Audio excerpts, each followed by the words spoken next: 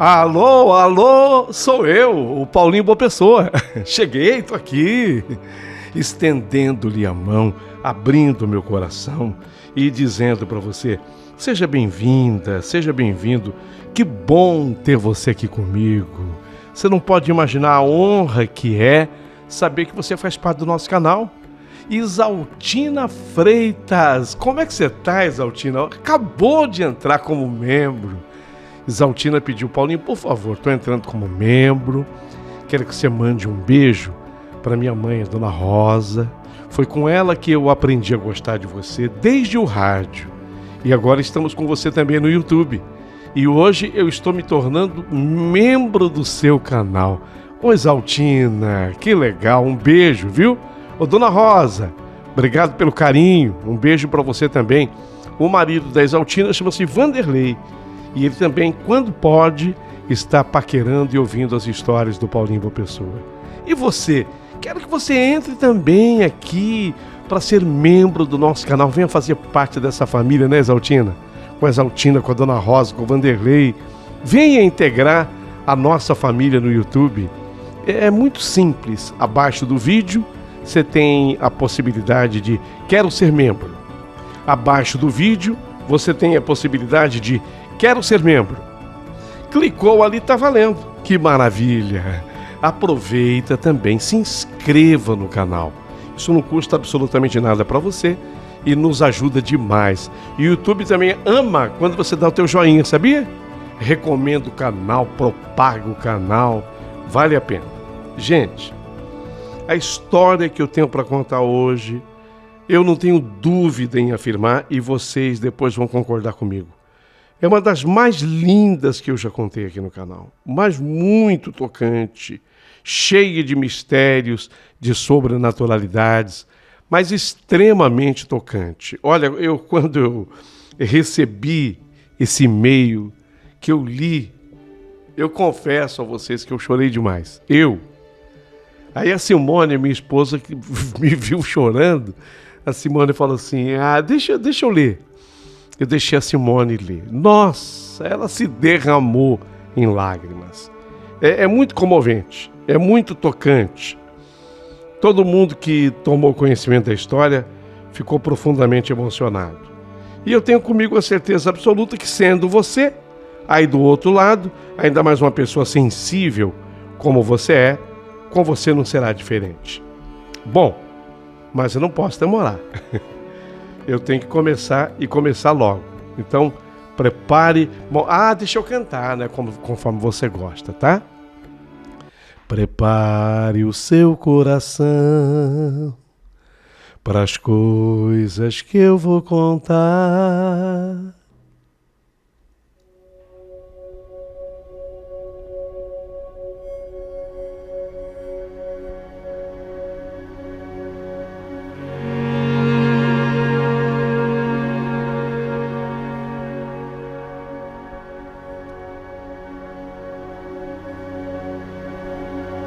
Meu querido amigo Paulinho Boa Pessoa, hoje eu quero lhe contar algo que talvez vale incentivar bastante a seguir com esse seu canal no YouTube. Porque do fundo do meu coração, eu queria que você tivesse toda a condição de se manter financeiramente com esse seu trabalho, para que você possa dedicar cada vez mais um tempo maior para ele, porque você não imagina, Paulinho, você não faz a ideia do quanto você tem ajudado de pessoas que tenham sofrido como eu sofri na vida. Eu digo isso de cátedra, uma vez que eu mergulhei nos mais longínquos tratamentos de terapia e, noutras vezes, até me tratei com um psiquiatra, sendo submetida a remédios de tarja preta. Eu sei que pode parecer exagerado da minha parte tudo que digo, mas o golpe que eu sofri foi grande demais. E aquele golpe, eu afirmo, nenhuma mãe o merece. Nenhuma mãe.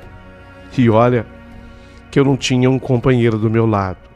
Porque, na verdade, o homem com o qual eu apenas transei para resultar neste filho jamais assumiu qualquer paternidade. Jamais ele esteve do meu lado. Então eu era sozinha naquela missão. Mas eu passo a descrever. Eu perdi um filho de apenas 4 anos, Paulinho. Nossa, e não pode ter um golpe pior na vida de mamãe. Esse meu filho, ele foi vítima de câncer que o afetou. E foi aí, sabe, que eu passei a viver a grande tristeza da minha vida. Meu lindo menino se chamava Heitor. Sempre eu considerei esse nome lindo. A admiração pelo nome de Heitor vem de Heitor Villa-Lobos. Quando eu entrei para estudar piano, eu me apaixonei por uma música chamada Trenzinho Caipira. Que delícia de música! E ao escutá-la, eu fechava assim os olhos e conseguia ver o trenzinho, sabe? Aquele trenzinho passeando por tortuosas estradas de ferro que contornavam, essa estrada contornava, né, uma serra, na minha imaginação. Fiquei sabendo que o seu autor, o autor dessa canção, dessa música, Trenzinho Caipira, era um gênio, chamado Heitor, o mesmo de O Guarani. Não era apenas esse o Heitor que eu admirava. Eu também admirava o príncipe Heitor, o comandante das tropas de Troia na guerra contra os gregos. Ele foi o autor de feitos notáveis durante o cerco de Troia, e ele era o terror dos seus inimigos. E mesmo Heitor se reconhecendo menos forte do que o guerreiro Aquiles, porque o guerreiro Aquiles ele era imbatível, ainda assim, Heitor não o temeu, enfrentando-o de maneira digna, ainda que no final da batalha era certo que ele morreria. Ele com dignidade o enfrentou. Então eu amava esse nome de Heitor, e foi por isso que eu escolhi esse nome para dar para o meu filho. Heitor é um nome de origem grega que possui um significado relacionado à coragem e ao destemor. É derivado do termo grego Hector, que significa aquele que segura firme. Em grego, Hector é aquele que segura firme, ou aquele que guarda. O nome Heitor carrega consigo a ideia de um guerreiro valente e determinado. E foi exatamente esse o nome, né, que eu escolhi para dar para o meu amado e querido filho. E vou dizer uma coisa, eu nunca vi um nome tão acertado assim. Se é verdade que o nome passa a ter influência sobre a pessoa, pois foi exatamente o que aconteceu com meu filho, em que pese que ele fosse apenas uma criança e talvez não entendesse o significado de um tumor agressivo, ele jamais o temeu, mas enfrentou esse tumor de maneira corajosa, a mais corajosa do mundo. Eu sinto muito em informar-lhes de que esse tumor do Heitor se localizava em seu cérebro. Ele resistiu por 6 meses pós-diagnóstico. E os seus últimos 30 dias foram terríveis, quando o Heitor alternava momentos de lucidez absoluta, e depois ele passava por um tempo assim desligado. Não, eu não autorizei a cirurgia. O médico disse de maneira clara as 2 possibilidades do pós-operatório. Sua chance de morrer era de 95%, altíssima. Olha, podemos fazer a cirurgia, ela é quase que um fracasso anunciado, porque ele terá durante a cirurgia 95% de chance de morrer. E se ele sobreviver? Bem, se ele sobreviver, será como um vegetal sobre uma cama pelo resto dos seus dias. Como a autorização passava pelo meu crivo, diante dessas informações eu disse: não, doutor, não. eu quero curtir o meu filho, curtir o tempo que me restar.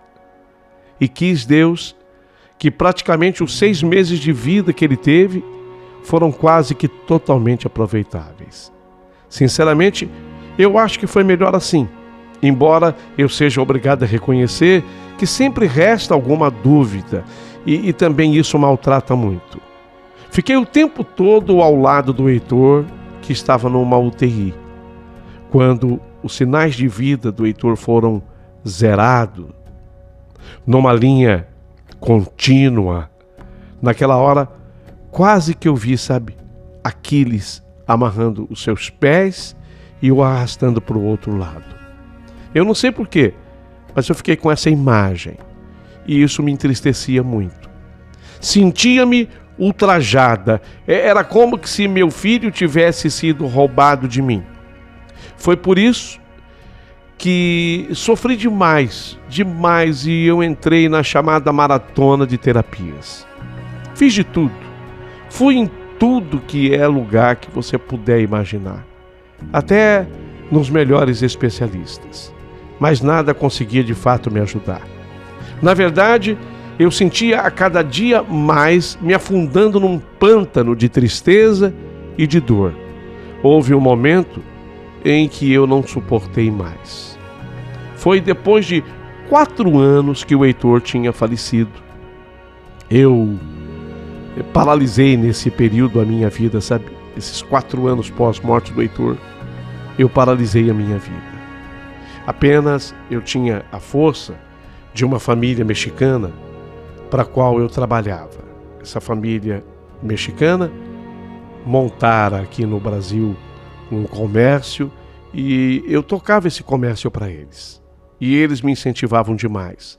A maneira mexicana de encarar a morte é completamente outra, bem diferente da nossa. E essa força eu recebia muito mais deles do que dos remédios de tarja preta. Naquele dia, 4 anos depois da morte do Heitor, era aniversário de morte dele, do Heitor. E essa família mexicana foi que me ensinou. Falou, olha, a morte não pode ser encarada como uma tristeza. Aniversário de morte tem que ser comemorado. Eu achava isso um absurdo, os mexicanos me falando, mas eu gostava tanto deles, Tanto, que eu parei para escutá-los. Você tem que comemorar. Se é aniversário de morte, vá ao túmulo, à sepultura do teu filho, leve flores, leve doces, leve chocolate. Se possível, leve um bolo. Canta. Você não cantava no aniversário de vida dele? Cante também no aniversário de morte. Porque eu tenho certeza absoluta que seu filho que morreu com 4 anos é um anjo que está no céu. Você tem que acreditar piamente nisso. Até porque essa é que é a verdade sobre a vida e sobre a morte. Era assim que os mexicanos me falavam. Então, naquele dia, era o 4º aniversário de morte do Heitor. Eu fiz exatamente o que me pedia a família mexicana. Foi a primeira vez que eu tive condição, porque eles me falavam isso sempre. Mas eu só tive essa cabeça de fazer o que eles me pediam no aniversário de 4 anos da morte dele.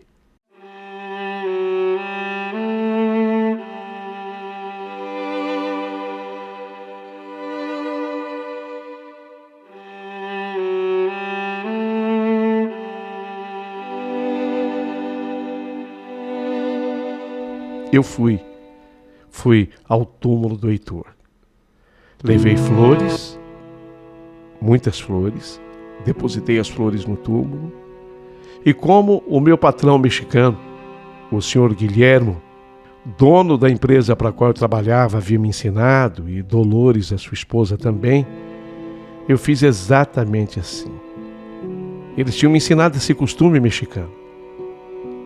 Ele e a esposa diziam que os mortos adoram festas, e especialmente quando são crianças. Então, eu estava ali, incentivada por eles. Eu não entendia bem o porquê, a missão. Levei doces. Eu levei especialmente o chocolate. E havia um chocolate que era o predileto do Heitor, sabe? Eu levei comigo bastante daquele chocolate. Eu fui espalhando tudo sobre o túmulo. Foi o que eu fiz naquela manhã. Devia ser por volta, mais ou menos, de umas 9h30, 10 horas da manhã. Houve um momento que eu até cantei o parabéns para você. Eu estava sozinha, mas eu cantei o parabéns. Foi difícil, mas eu fiz exatamente como o Guilherme havia me ensinado e a dona Dolores também. Parabéns para você. Com lágrimas nos olhos eu cantei. Mas depois, a dor batia de novo. E foi nessa hora, ali mesmo dentro do cemitério, que eu, olhando para o túmulo do Heitor, eu cheguei até a me sentar num degrau do túmulo e, com toda a força da minha fé, eu comecei a conversar com ele, com o Heitor. Eu dizia exatamente assim: Heitor, por favor, filho, mostra um sinal para sua mãe. Eu queria um sinal seu, meu filho, de que tudo isso que eu acabei de fazer não foi em vão, sabe? Incentivada que fui pelo senhor Guilhermo e a dona Dolores, eu vim hoje aqui comemorar o seu aniversário de morte. É difícil, a mãe não consegue entender isso, mas é mais uma tentativa da mãe no sentido das coisas melhorarem. Eu vim hoje, até cantei parabéns. Eu espero que você tenha gostado, mas a mãe também teme que isso possa ser um pecado contra você, meu filho. Então eu gostaria de entender o que se passa. Me dá um sinal, filho, de alguma forma. Se isso de fato chegou até você e de que forma chegou até você, me dá um sinal. Será, filho, que você gostou das flores, dos doces, do chocolate que eu trouxe? Cantar o parabéns para você de alguma forma lhe agradou?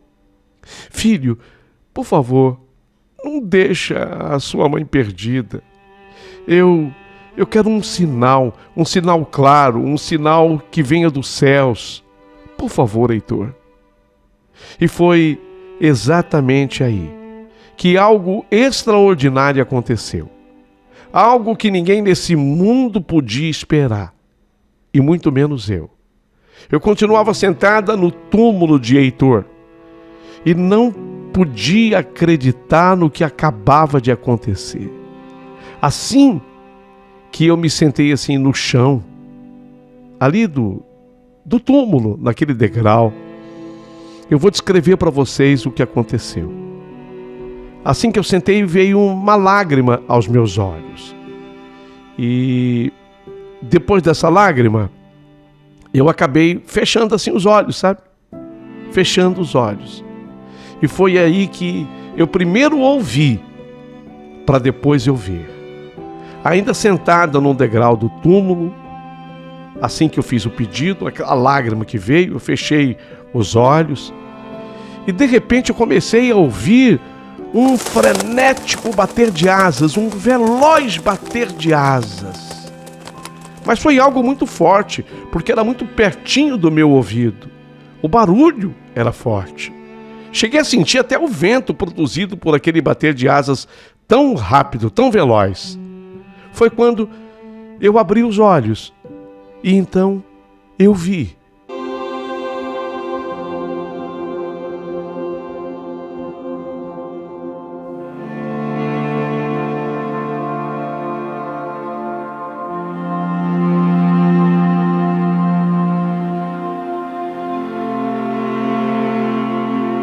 Era um colibri, era um beija-flor, mas era um beija-flor fantasticamente lindo. Suas penas multicoloridas mais pareciam uma aquarela a querer ensinar alguém chegado ao planeta algo do tipo: saiba como são as cores da Terra. Eu nunca vi uma profusão de cores tão forte como naquele pássaro. O colibri, ele parou no ar. Eu sei que ele tem mesmo essa capacidade de parar, o colibri, o beija-flor. Mas parado no ar, sem se mover 1 milímetro, nem para cima e nem para baixo. E tampouco dos lados. E o colibri poderia ter sido atraído, sei lá, pelas flores que eu havia trazido, sei lá, pelo cheiro de açúcar daqueles doces que eu havia levado comigo naquela manhã. Mas naquele momento, o colibri me encarava, num claro sinal que hoje as flores apenas enfeitavam o nosso encontro. Mas o colibri queria a mim. Era a mim que ele queria. E eu permaneci ali, sabe, olhando para ele, e ele também permaneceu parado no ar de frente para mim. Eu não sei quanto tempo ele ficaria assim, talvez para sempre. Mas foi nessa hora que eu entendi. Aquele colibri, ele não era apenas um pássaro, não. Aquele colibri era o meu filho e aguardava um sinal da minha parte. E felizmente eu entendi e fiz o sinal.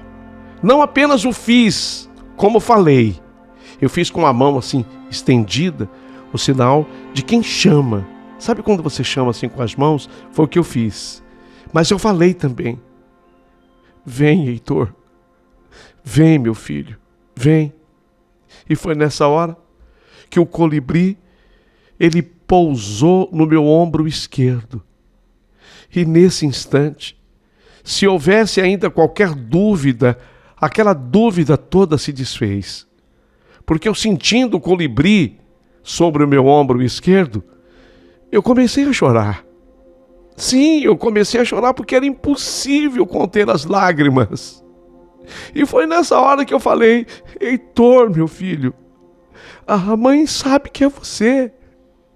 E eu quero pedir perdão se o incomodo no céu, onde você está agora, e para onde vão os anjos lindos como você. Filho, perdoe o egoísmo da mãe de chamar pela sua presença. Mas você não pode imaginar, Heitor, o quanto que eu estou feliz neste instante, nesse momento. Eu só quero lhe pedir que não voe, filho, ainda não. Mas quero pedir permissão de passar a mão de leve sobre a sua cabecinha. Posso? Não houve uma resposta dita, mas era como que se alguma coisa dentro de mim dissesse: pode. E foi nessa hora que eu arrisquei. Minha pouca fé ainda me fazia temer que o colibri pudesse voar e ir embora. Mas eu nessa hora arrisquei tudo. E levei a mão de leve. Eu passei assim o meu dedo indicador direito na cabecinha do beija-flor que estava no meu ombro esquerdo. Ele estava ali e o beija-flor não se movia. Isso não havia como acontecer, porque todos os pássaros são ariscos, e especialmente rápidos. E mais arisco ainda é o beija-flor. Mas, mais uma vez, ficava provado que aquele não era um colibri. Não era pelo menos um colibri qualquer. Era mesmo o Heitor. Era o meu filho. Enquanto isso, eu derramava lágrimas. Mas essas lágrimas, elas não eram motivadas pela tristeza, mas pela emoção daquele reencontro que estava acontecendo. Teve um momento em meio a tudo isso que eu senti um pequeno salto do pássaro assim no meu ombro. Foi nessa hora que meu egoísmo humano quase me fez prendê-lo com a mão, sabe? Mas eu sabia que isso não era o correto, que eu não poderia fazê-lo. Aquele era um pássaro livre, e não era um pássaro qualquer, mas a alma do meu filho tão amado. Então eu tirei a minha mão. Eu deixei o colibri solto, livre, como ele queria e precisava estar. E foi nessa hora que a coisa mais fantástica do mundo aconteceu. O colibri, ele bateu asas, subindo além da minha cabeça. Ele subiu coisas assim de uns 2 metros além da minha cabeça. E depois ele baixou para ficar exatamente diante do meu rosto. E nessa hora, nós nos olhamos profundamente, um nos olhos do outro. E eu não precisei pedir, mas o colibri, ele tocou com o seu bico os meus lábios, como se eu fosse uma flor, como se eu fosse a própria flor. Foram 3 toques assim com os lábios. Portanto, foram 3 beijos do Heitor. Nessa hora, eu me debulhava em lágrimas e eu dizia: meu filho, eu te amo, filho. Eu te amo e para sempre eu te amarei, filho. E depois de eu ter dito isso, o colibri, ele deu uma volta completa por sobre o túmulo e ele parou. E depois ele deu mais outra volta e parou de novo. E pela 3ª vez ele fez a mesma coisa e parou novamente. E foi aí que eu entendi que o colibri, ele não iria embora se eu não dissesse alguma coisa. Então eu repeti o que eu já tinha dito: filho, eu te amo, filho. E muito obrigada por ter vindo. A mãe será eternamente grata. Eu entendia que ao dizer isso, eu finalizava aquele reencontro. Mas não. O colibri, ele continuou ali, parado, como a me cobrar que alguma coisa mais fosse dita além daquilo. E nessa hora, eu confesso que eu fiquei um pouco angustiada, porque eu estava querendo descobrir o que eu deveria dizer, o que era que eu precisava falar. E num milagre, eu senti uma gota única cair sobre mim, uma gota que veio do céu, como se fosse uma gota de chuva grande. A gota, ela caiu nas costas da minha mão esquerda. Molhou, espirrou na minha mão esquerda, mas uma gota só. Eu olhei rapidamente para o céu esperando a chuva, o restante dela. Mas não, caiu só uma gota. E eu novamente entendi o sinal. Era uma lágrima. E aquela lágrima que caiu do céu me remeteu não mais à emoção, mas me remeteu à dor da perda, à dor da separação, me remeteu à tristeza. E então eu entendi por que o colibri ainda estava parado ali. Eu precisava prometer. E eu prometi. Heitor, filho, sim, filho, depois desse reencontro, a mãe promete para você que a mãe não vai sofrer mais. Sim, eu posso até chorar algum dia de saudade, filho, mas apenas neste momento, rememorando nossos momentos felizes.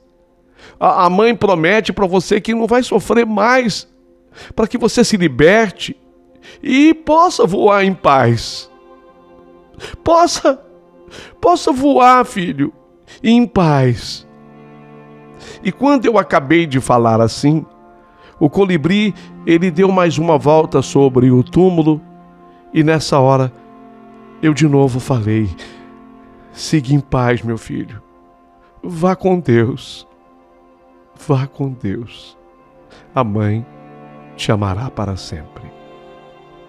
E aí, uma coisa extraordinária aconteceu. O colibri, ele voou rumo ao azul do céu. E foi indo na direção do sol, até que as suas cores desapareceram e eu perdi o colibri de vista. Ainda fechei os olhos e chorei. Mas eu entendi perfeitamente o que acontecera naquela manhã.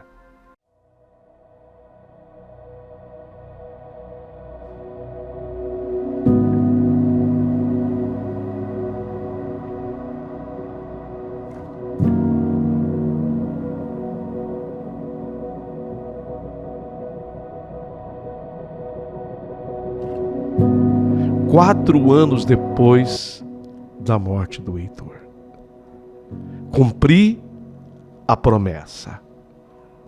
Naquele dia cessou a dor da perda, da dor, do sofrimento.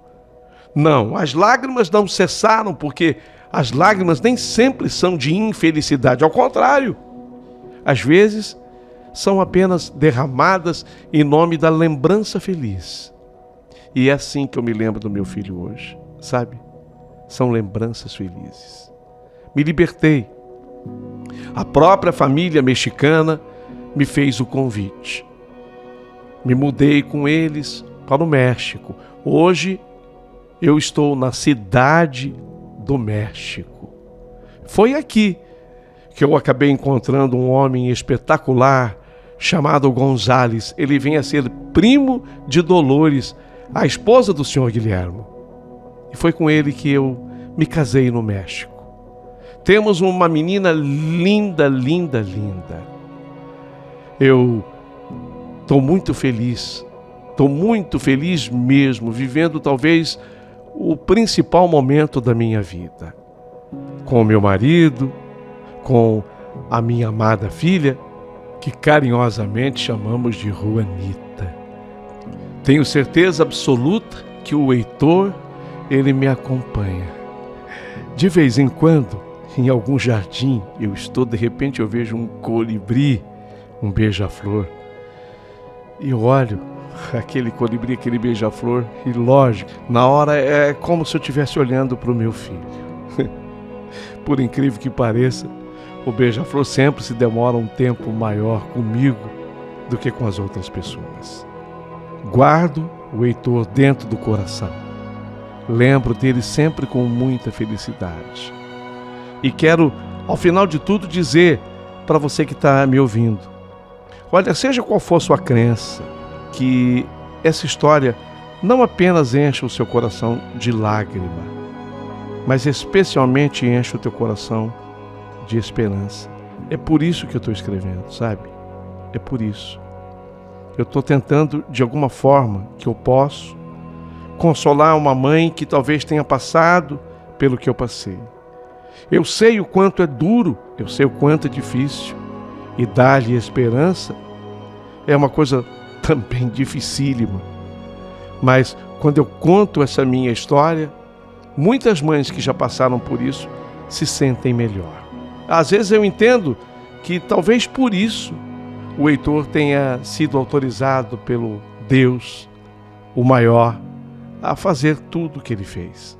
E eu então, nessa hora também entendo que essa seja a minha missão. Espero ter tocado o seu coração. Por favor, abaixo do vídeo, eu ficarei aguardando o seu comentário a partir de agora.